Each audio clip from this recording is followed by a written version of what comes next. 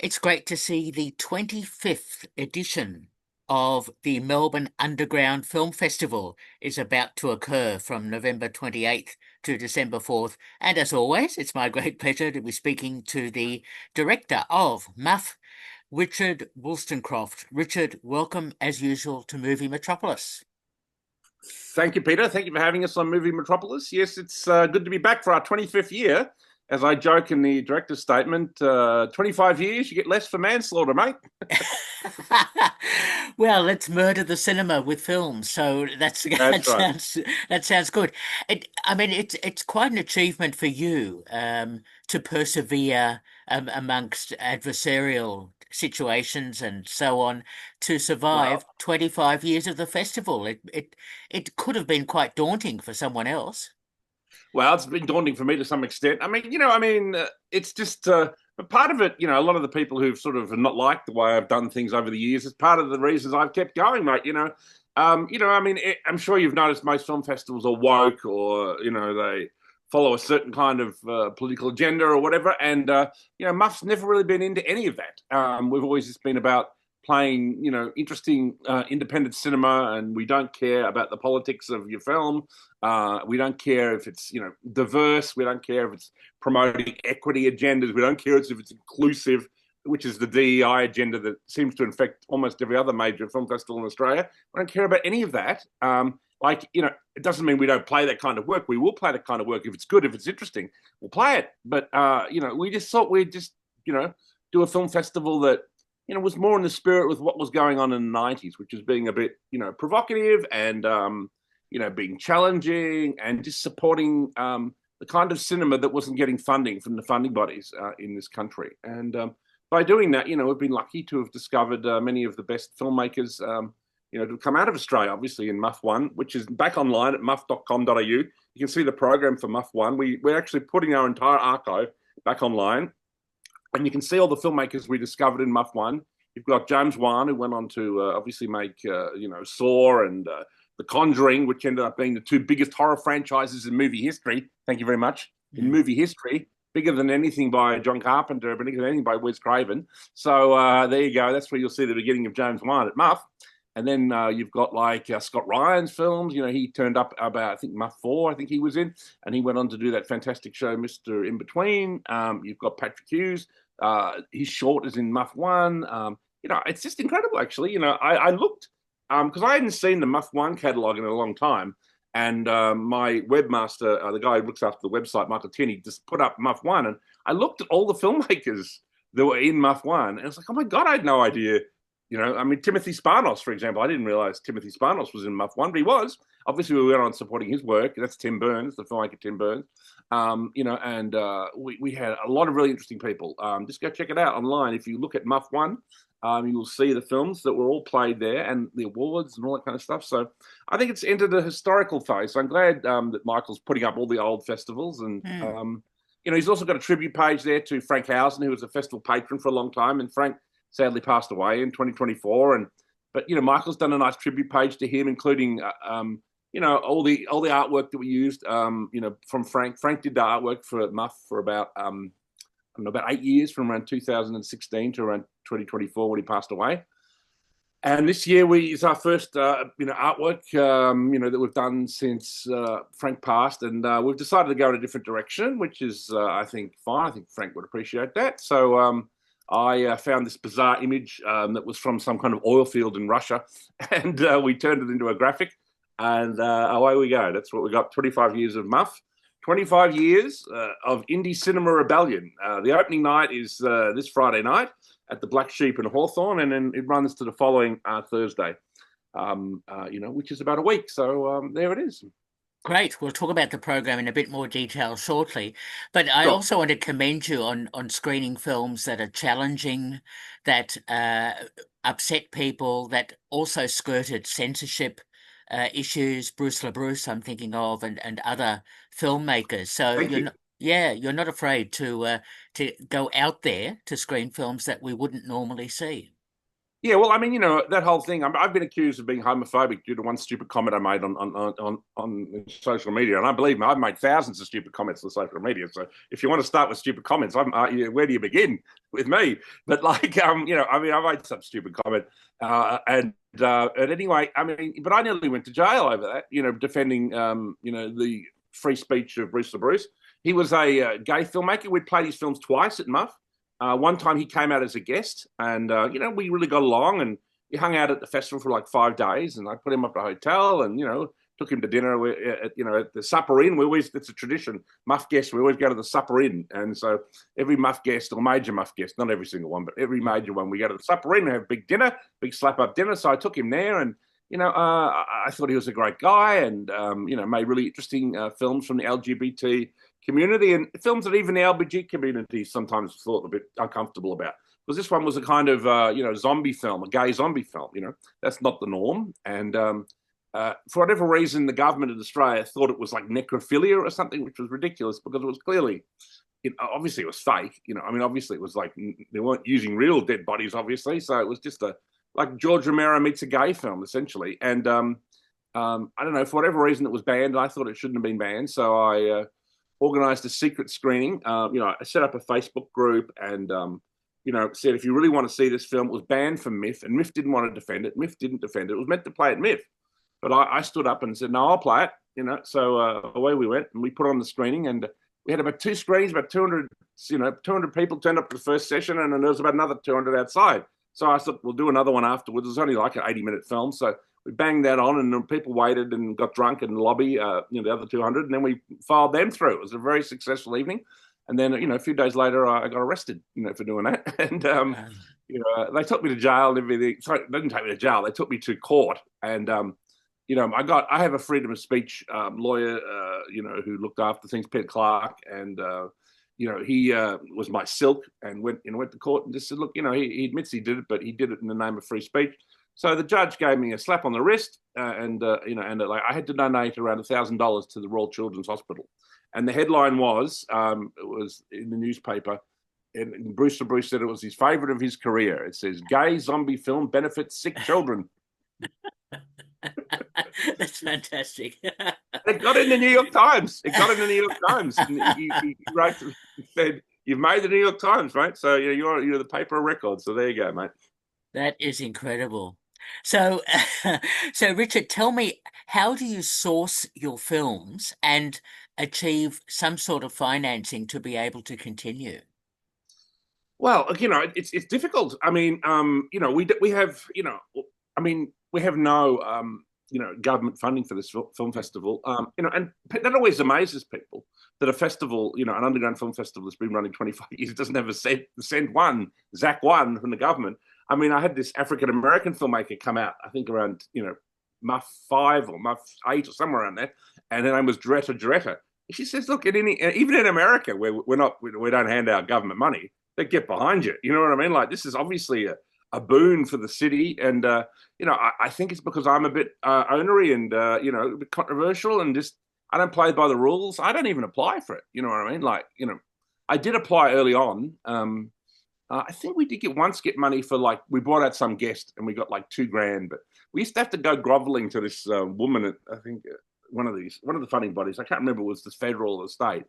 And she would always boast about, I've been to India, and, she'd boast about her travels, and she was clearly on like $200,000 a year. I just thought it was just sickening. But you have to go grovel to this person. Every artist I know who's working in cinema is struggling to make ends meet.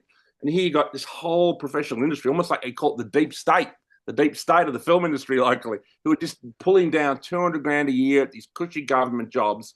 And they go, and they're totally unaccountable because the films they fund are all flops. And it doesn't matter because the government pours another, 50 million, 100 million in the following year to the state body or the federal body, and then they continue funding flops. And then no one ever says, why don't we make a few commercial films? But I will say this: after 25 years, I think my general critique that we should make some genre films, we should make some horror films, and we should do some things like that. I think it has actually, sunk into the minds of the people, the funding budgets, because you see the filmmakers, like the Filippo brothers, who did that film, Talk to Me, and what's the other one?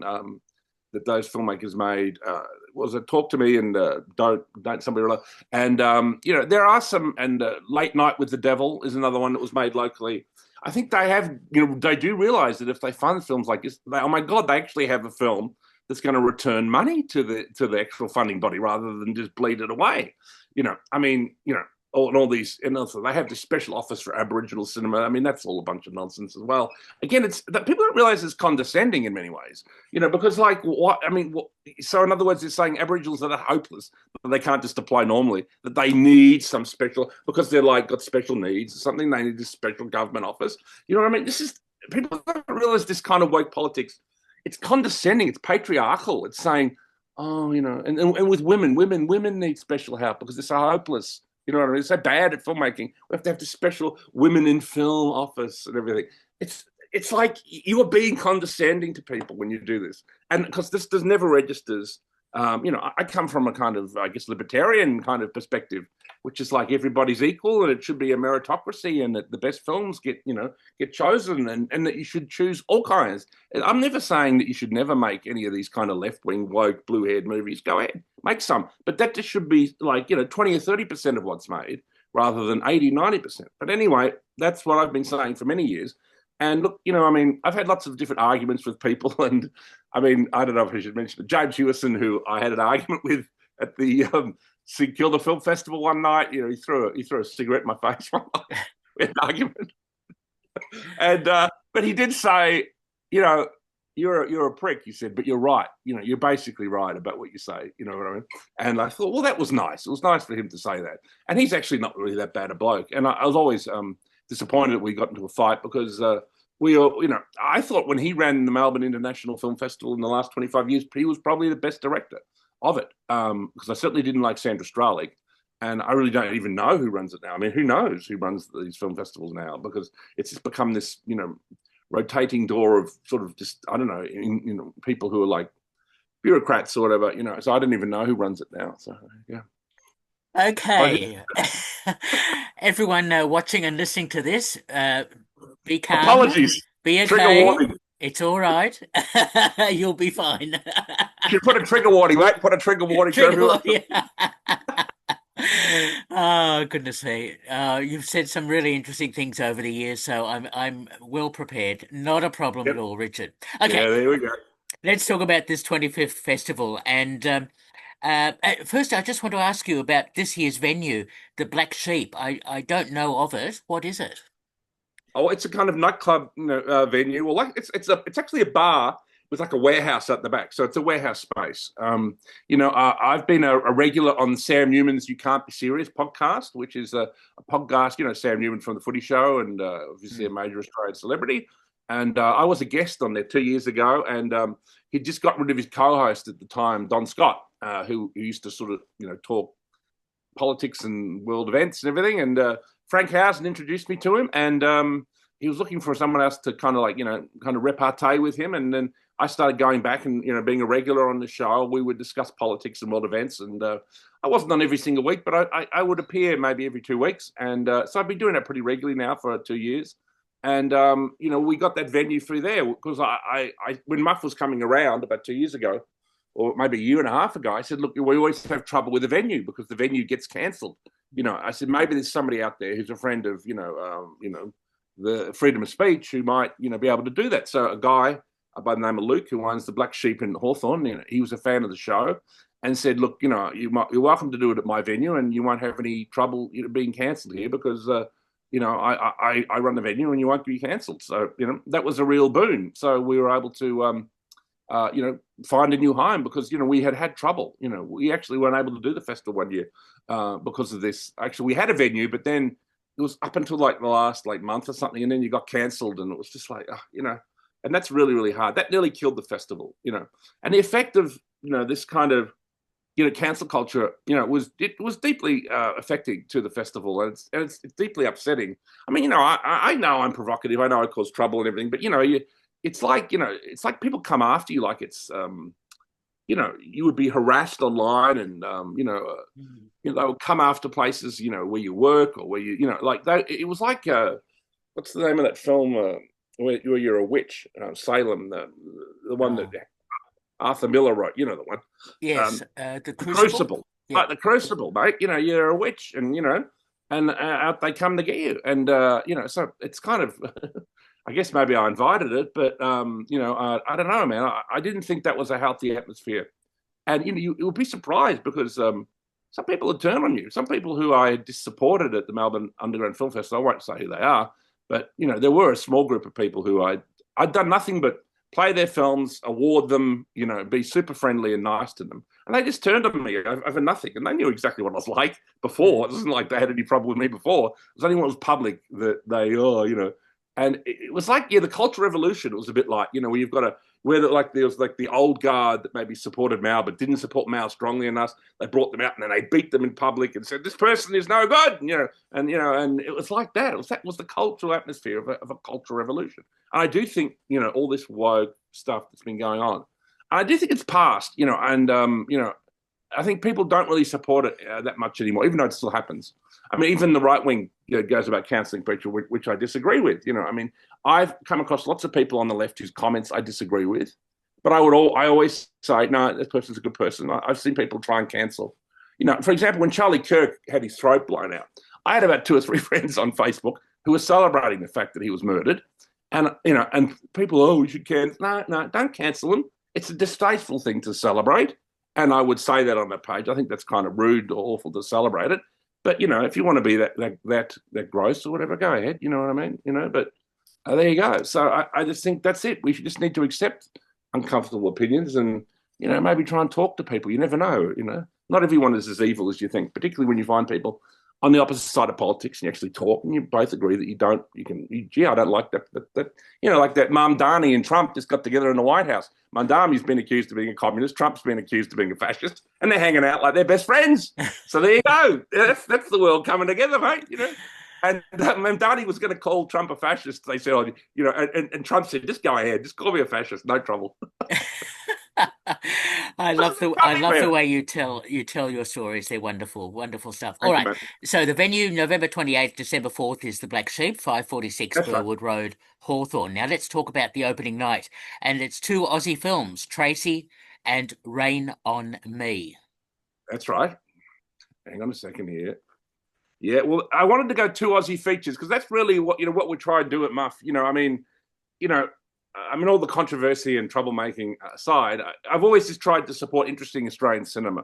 And, we get lucky every year. For example, the short filmmakers, the Kubley brothers, last year we played their work at MUFF. They were shorts, and I played the film a couple of times because I thought it was very good. And the filmmakers were there. They were 2 brothers from Victoria, and I was just like, I can just tell these guys are going to be big. They're going to make it or whatever. And it's very interesting. And there's a lot of people who come through MUFF who you don't even realize. Like the producer, I was at the keynote just seeing a movie with my friend Simon, and this guy comes up to me and goes, "Oh, I produced that film. What's that one? I mentioned it before. The Devil. What's it called? Late Night with the Devil." Yeah. He goes, "I'm one of the producers of Late Night with the Devil," and he goes, "You played one of my early shorts at MUFF." I go, "Did I?" He goes, "Yeah, that's from the thank you." I was like, "And this guy's a big deal now." You know what I mean? He's producing lots of films. That's one of the big Hollywood films he did. So it's interesting. So Tracy is set in Darwin in 1974. Tracy follows Morris yearning for adventure, Lisa seeking contentment, and Gregory grappling with duty as they prepare for Christmas. Their lives are upended as Cyclone Tracy devastates the city on Christmas Day, reshaping their worlds. That's our Australian premiere. And then immediately following that is a film called Rain on Me, which is siblings Stephen, a painter, and Steffi, a musician, share a private world with unique rituals and language strained by an extended lockdown. When an outsider enters, their fragile sanctuary unravels, sparking jealousy, anger, and violence. So there you go. They're the 2 exciting Aussie films picking off MUFF 25, man. And you've also got, as a closing night film, an Australian film as well called Yesterday's Hero. Well, that's 25 years in the making. We thought that was sort of an appropriate end to this year's festival because the filmmaker Cameron Miller, began making this film 25 years ago, and it has an extraordinary cast. Just Chris Franklin's got the lead, but then it's got actors from overseas like Corey Feldman, Rowdy Roddy Piper, who's passed away now. Wee Man from the what's it called, Jackass show, Nicky Griffin, John Ashton, who was in Beverly Hills Cop, and there's heaps of local actors. Warwick Capper has a major cameo in it. So there's a few local celebrities in it, like Warwick Capper, who are going to come along and be there on closing night and help present the awards. So, Cameron Miller runs the Shaw Miller Foundation.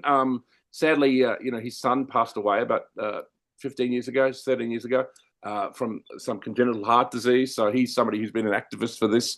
It's very nice to do the right thing by him, because I know he's been working on this film for a long time, and we have played one of his films before at MUFF. So that's our big closing night, and that's going to sell out, I say, because we've got people like Warwick Capper, and we've got the Duck, Shane Warne.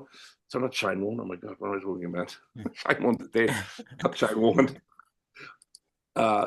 Wayne Carey, of course, the Duck, who's one of the co-hosts also at the You Can't Be Serious. Hopefully we're going to get Wayne along if all goes well. So I have a bit of a celebrity-studded closing night at MUFF this year, so it should be fun.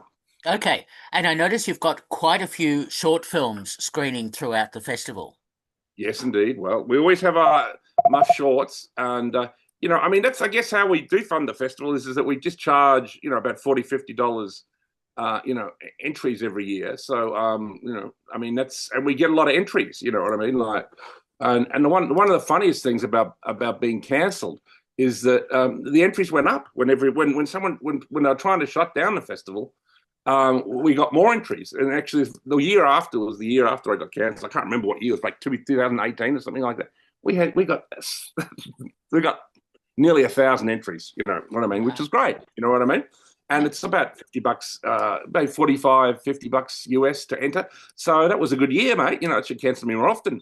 But, it's not always, you don't always get that many entries, but that's how we just do it from the entries. The people enter, and then whatever money I have from, doing that, I put towards running the event, putting a poster, doing catalog, etc.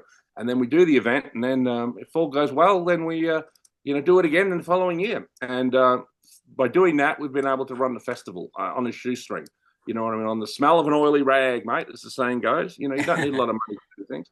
So, we do 4 sessions of MUFF. Fezia Fillet, who's been my assistant director the last 2 or 3 years, who's, been my rock. She really programs a lot of the films with me. And, she watches a lot of the stuff on Film Freeway, which is the main place to enter MUFF, is Film Freeway. And she goes through, she wades through the hundreds of films and then says, oh, these are the ones worth looking at. So then I take a look, and away we go. So, we've got 4 really great selections there. Anything you want to comment on there, or just let people look it up? If you want to look at these things, just go to muff.com.au and just go to shorts, and you can see the shorts program or features, opening night, et cetera, et cetera. So there you go, mate. Do people need to book in advance, or can they just turn up? No, you can't book in advance. That's the thing with MUFF. It's just, we hardly ever sell out. The only one I'd say, be early for will be the closing night this year. I mean, we can seat about, say, 30 to 50 people. I went and saw a film the other day, I saw The Running Man, right, at Hoyts, my local Hoyts. I was the only person in the cinema at 8 p.m., okay? The only person. Cinema, I'm sure is dying, mate. It's dying. It's terrible. It's these stupid bloody Netflix and all that. No, I have Netflix. I do enjoy the odd Netflix show, and they make great true crime documentaries. And I do enjoy it, but I still go to the cinema at least twice a week, and I'll probably go tonight.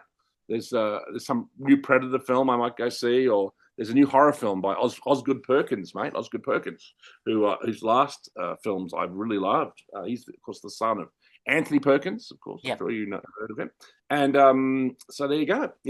But yeah, cinema's dying, mate. I couldn't believe it. This was something of a blockbuster. I can't remember the filmmaker who made the new remake of The Money Man, but it did remind me a little bit of my friend John Hewitt remade the film Turkey Shoot. Yes.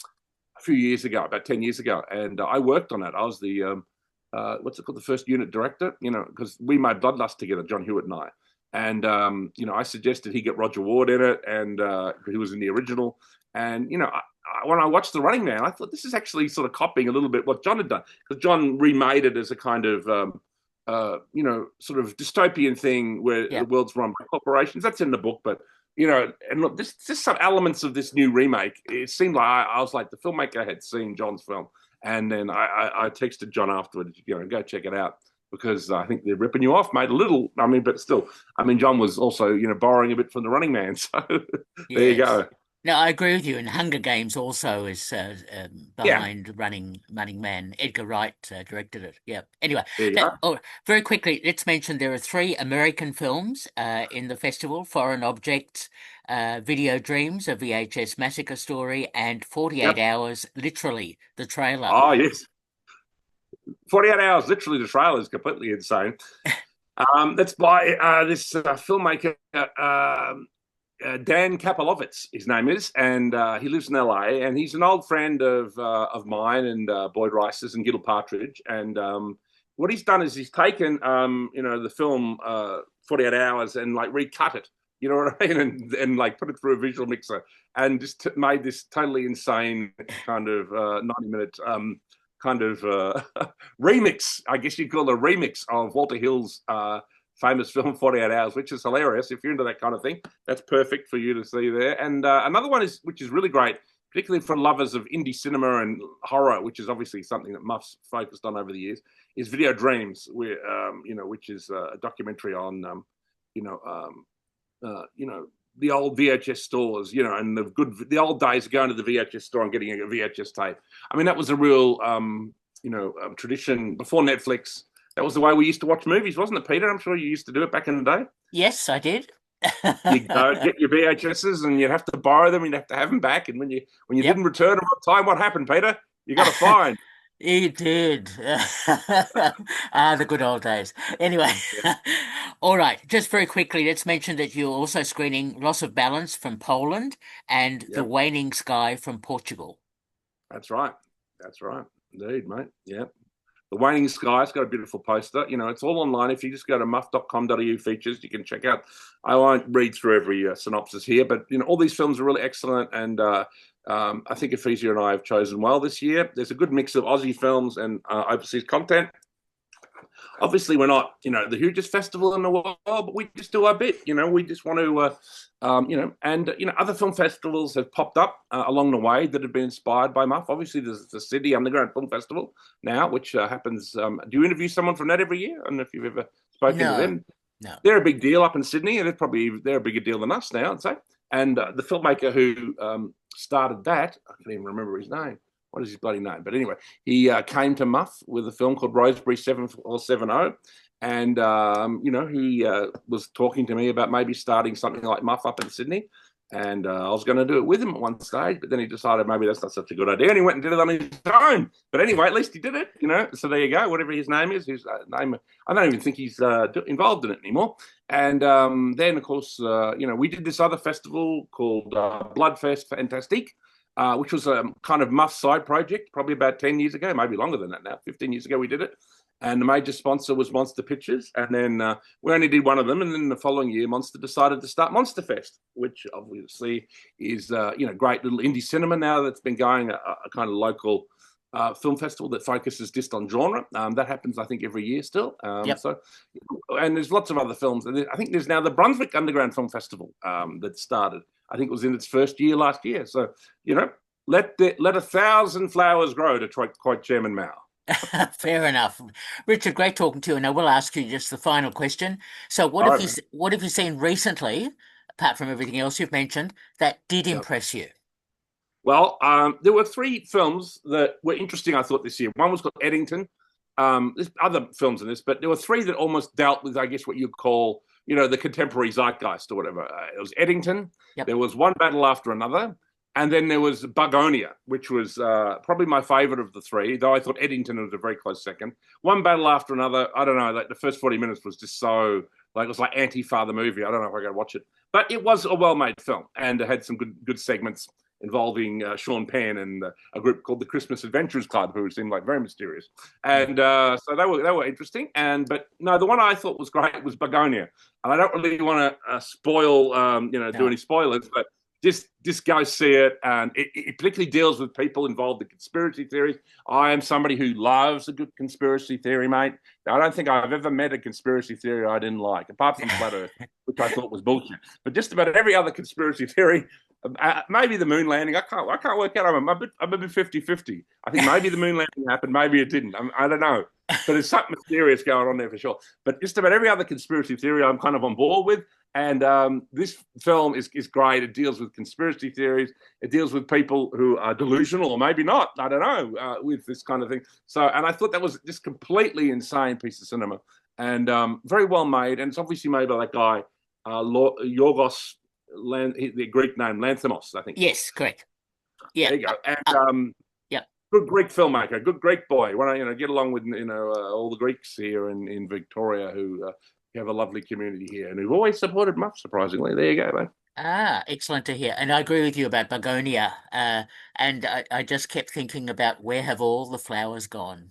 So Oh, I love that. I love that. What did you think of One Battle After Another? I thought that wasn't. It was interesting. Good. Yeah. It had the end sequence, the chase sequence at the end was great. Yes. And the stuff where Leonardo DiCaprio was on the run in the middle was kind of interesting. And I guess it was all on the zeitgeist. But Eddington was very good as well. Yes. I mean, Joaquin Phoenix was great in that, and I love the way that what Pedro Pascal ended up on the wrong end of things because I fucking hate that actor.